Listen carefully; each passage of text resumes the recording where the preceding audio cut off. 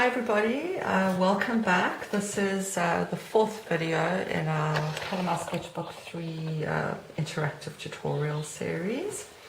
So where we left off was we had done all the base layer with markers, and the next step that we're going to start doing is we're going to start coloring into everything with pencil. So excuse me.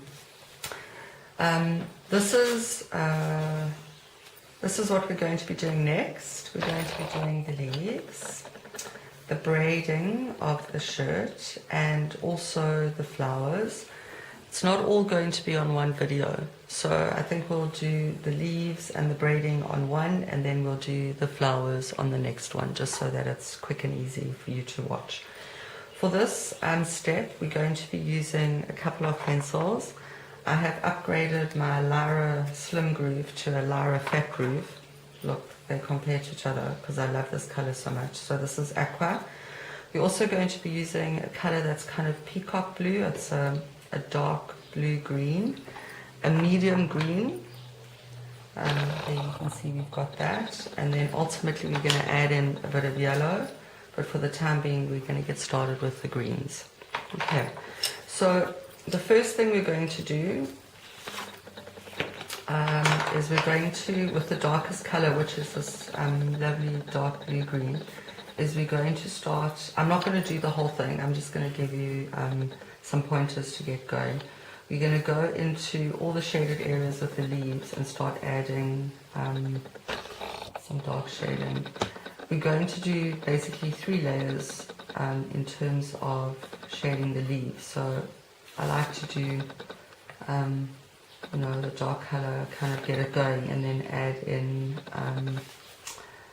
kind of the blending color, which is going to be the medium green.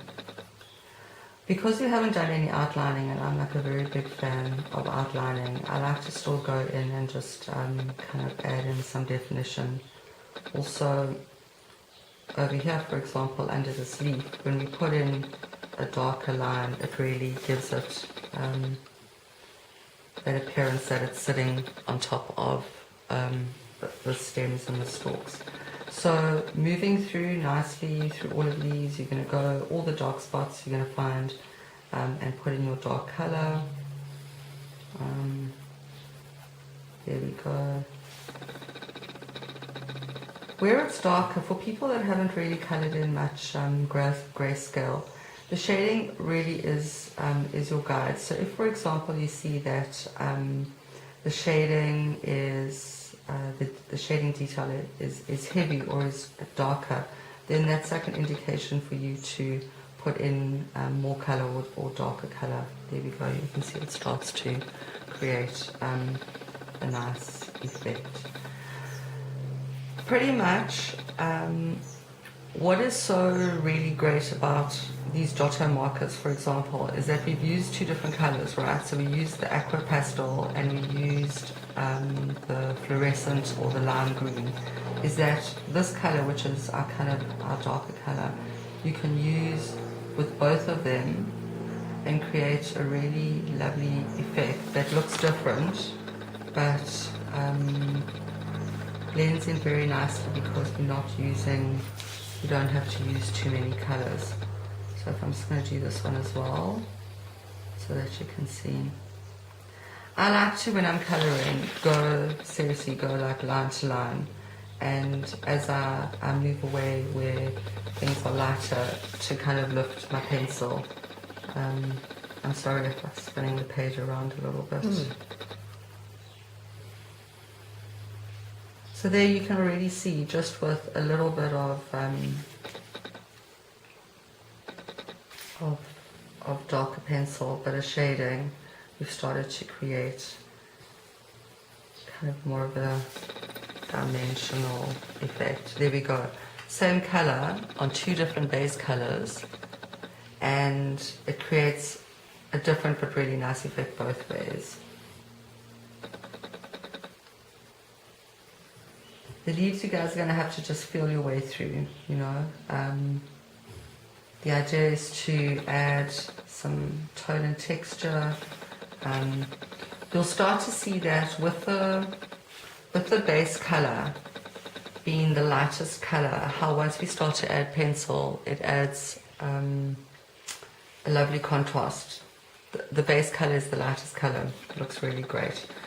So you're going to go and you're going to do all your leaves, and then the next thing to do is the braiding. So using exactly the same color as well. There's already some lovely darker detail in here. I also like to color quite lightly and layer it on. Can't really go wrong if you go light. If you start off too dark or too heavy, it is quite difficult to lighten things after that. So I like to find, you know, kind of what's going on with the piece that I'm coloring, and then work out where the shading needs to go, or where the darker bits need to go, and then work kind of layer upon layer to bring it alive.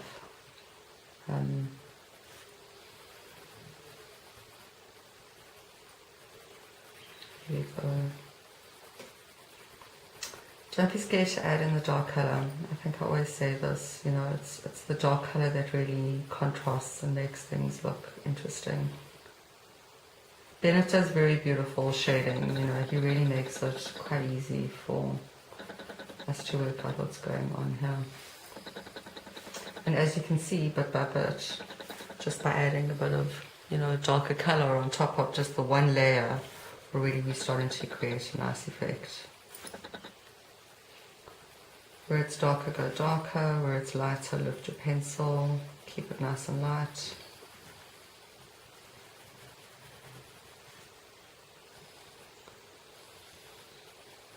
This is a very good opportunity for me to also just mention one of my favorite coloring tips.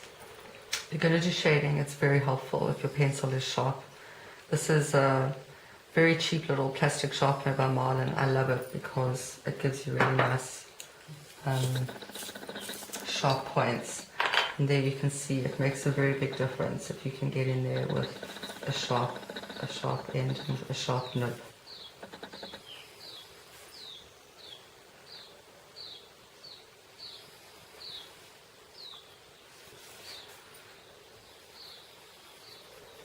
Everyone's picture is going to be different. It's not really possible to copy what I'm doing exactly, but this should help you just get an idea of what needs to be done. And then the fun is really just, you know, doing your own thing and bringing it alive.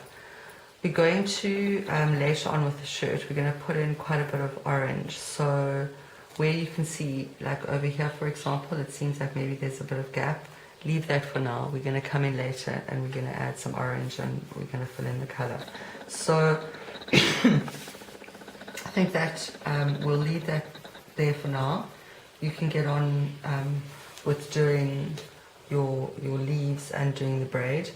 Don't forget to do this piece here. I say that because I almost forgot. There we go, that looks great. You can build the color up quite nicely there as well. And we'll catch up with you where we'll do the flowers.